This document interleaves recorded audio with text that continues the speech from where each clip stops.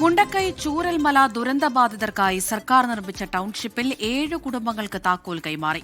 എന്നാൽ കുടുംബങ്ങൾ ഇപ്പോൾ താമസം തുടങ്ങുന്നില്ല. 178 കുടുംബങ്ങളും ഒന്നിച്ചു മാത്രമേ താമസം തുടങ്ങൂ എന്ന് ദുരന്തബാധിതർ. താമസിക്കുന്ന കാര്യത്തിൽ ഞങ്ങൾ ഒരു 178 കുടുംബമുണ്ട്. അപ്പോൾ ഞങ്ങൾ എല്ലാവരും ഒരുമിച്ച് താമസിക്കാമെന്നാണ് തീരുമാനം എടുത്തിട്ടുള്ളത്. വീട് കിട്ടുന്നത് ഇപ്പോൾ ഞങ്ങൾക്ക് 7 കുടുംബത്തിന് വീട് കിട്ടിയിട്ടുണ്ട്, താക്കോൽ കൈമാറിയിട്ടുണ്ട്.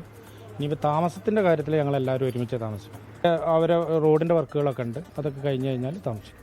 ബാക്കിയുള്ള കാര്യങ്ങൾ ഇപ്പോൾ വേണമെങ്കിലും നാളെ വേണമെങ്കിലും നമുക്ക് താമസിക്കാം. പക്ഷേ ഞങ്ങൾ തീരുമാനിച്ച കാര്യം ഇതാണ്.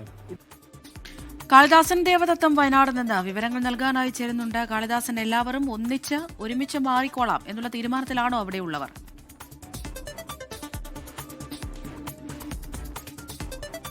അതുതന്നെയാണ് അമൃത.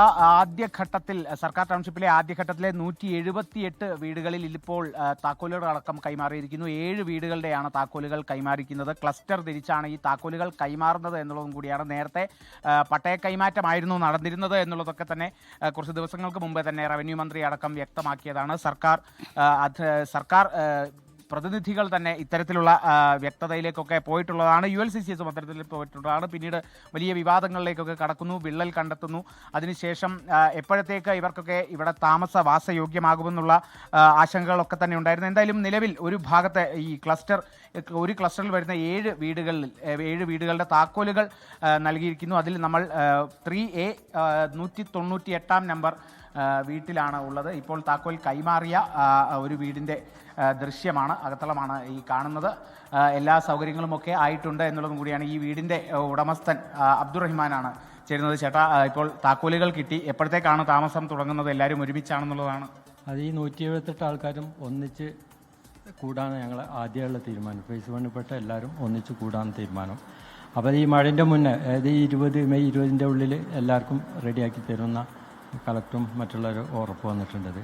അപ്പോൾ വളരെ സംതൃപ്തരാണ്. ഈ 1-2 അപാകതകൾ ഉണ്ടായിരുന്നു, അത് പരിഹരിച്ചിട്ടുണ്ട്. പിന്നെ ചെറിയ 1-2 കാര്യങ്ങളും കൂടി എന്തെങ്കിലും പണികളുടെ അങ്ങനത്തെ എന്തെങ്കിലും കാര്യങ്ങൾ പറഞ്ഞായിരുന്നോ? നിങ്ങൾ പറഞ്ഞിരുന്നു, 2 ദിവസം മുന്നേ പറഞ്ഞിരുന്നു. കാരണം ആ ഓടിൻ്റെ അവിടെ കുറച്ച് പോയിന്റ് ചെയ്യാനും സൈഡിൽ കുറച്ച് ടച്ച് ചെയ്യാനൊക്കെ ഉണ്ടായിരുന്നു. അത് ഇന്ന് രാവിലെ വന്ന് നോക്കുമ്പോൾ ഒക്കെ ക്ലിയർ ആക്കിയിട്ടുണ്ട്. അപ്പോൾ ഇനി ചെറിയ 1-2 കാര്യങ്ങളും പറഞ്ഞിട്ടുണ്ട്.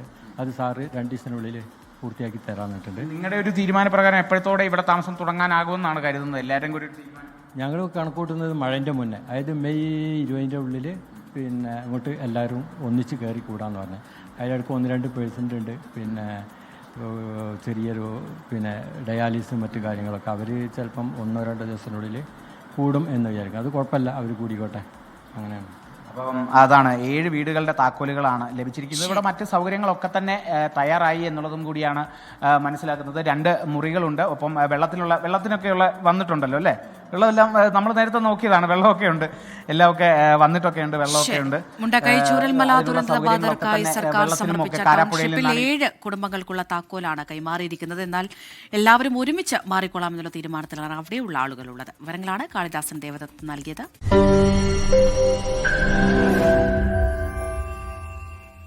ലോകത്തെവിടെയായാലും ഏത് സമയത്തും 24 വാർത്തകളും ഓഗ്മെന്റഡ് റിയാലിറ്റി പാക്കേജുകളും എക്സ്പ്ലെയിനറുകളും വിശദമായി കാണാൻ ഞങ്ങളുടെ YouTube ചാനൽ നിങ്ങൾക്ക് സബ്സ്ക്രൈബ് ചെയ്യാം.